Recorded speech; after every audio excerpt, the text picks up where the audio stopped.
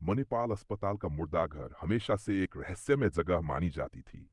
ये अस्पताल पहाड़ी के एक कोने पर स्थित था, जहां रात के समय सन्नाटा और अंधेरा घना हो जाता था। स्थानीय लोग अक्सर इस मुर्दाघर से जुड़ी डरावनी कहानियां सुनाते थे। कुछ लोगों का कहना था कि उन्होंने यहाँ अजीब सी आवाजें सुनी थीं, तो कुछ ने दावा किया कि उन्होंने परछाइयों को चलायमान देखा था। रवि, एक युवा मेडिकल छात्र, हाल ही में अस्पताल में इंटर्नशिप के लिए आया था। वह इन कहानियों को सिर्फ अफवाह मानता था।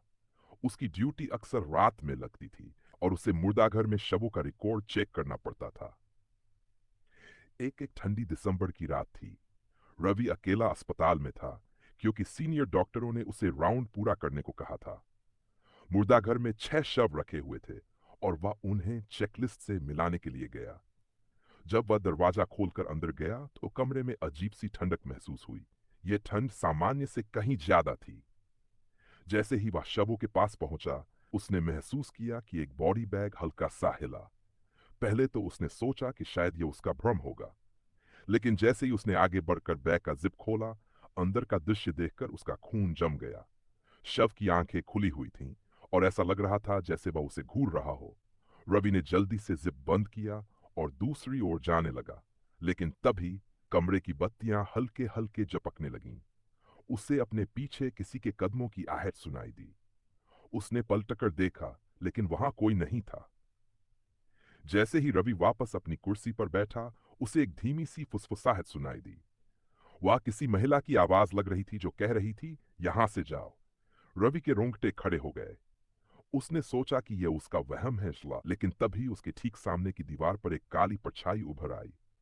वह परछाई धीरे धीरे उसकी ओर बढ़ने लगी। डर के मारे रवि ने अपने बैग से टॉर्च निकाली और परछाई की ओर रोशनी डाली। जैसे ही टॉर्च की रोशनी परछाई पर पड़ी, वह गायब हो गई। लेकिन कमरे में अब भी ठंड बढ़ती जा रही थी और वह आवाजें लगातार तेज होती जा रही थीं। सच्चाई का खुलासा।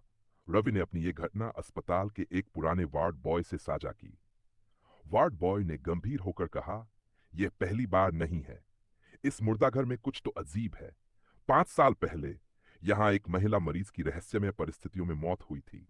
उसके शव को 3 दिनों तक यहीं रखा गया था और तभी से ये अजीब घटनाएं शुरू हुईं। कहते हैं उसकी आत्मा अब भी यहाँ भटकती है। रवि के होश उड़ गए। उसने मुर्दाघर में रिकॉर्ड्स चेक किए और पाया कि जिस शव की आंखें खुली हुई थी, वह उसी महिला का था। अंती ने तय किया कि वह इस मामले की तह तक जाएगा। अगली रात वह हिम्मत जुटाकर फिर मुर्दाघर गया। इस बार उसने अपने साथ कुछ धार्मिक प्रतीक और धूपबत्ती ले ली। जैसे ही उसने धूपबत्ती जलाई, कमरे में अचानक तेज हवा चलने लगी। रोशनी बंद हो गई और वही महिला की आवाज गूंजने लगी, मुझे न्याय चाहिए। रवि ने घबराते हुए पूछा, तुम्हें क्या चाहिए? मैं कैसे मदद कर सकता हूं? आवाज और तेज हो गई और अचानक महिला की एक धुंधली आकृति उसके सामने आ गई। वह कहने लगी, मेरी मौत एक साजिश थी। मेरे कातिल को सजा दिलाओ। रवि ने उसकी बात मानी और अगले दिन इस मामले को पुलिस को बताया। पुलिस की जांच में पता चला कि उस महिला को जहर देकर मारा गया था। जब उसके कातिल को सजा मिली तो मुर्दाघर की अजीब घटनाएं धीरे धीरे खत्म हो गईं।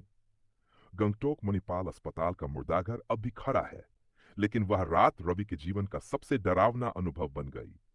वह जान चुका था कि कभी कभी आत्माएं अपनी बात कहने के लिए हमारे बीच आती हैं।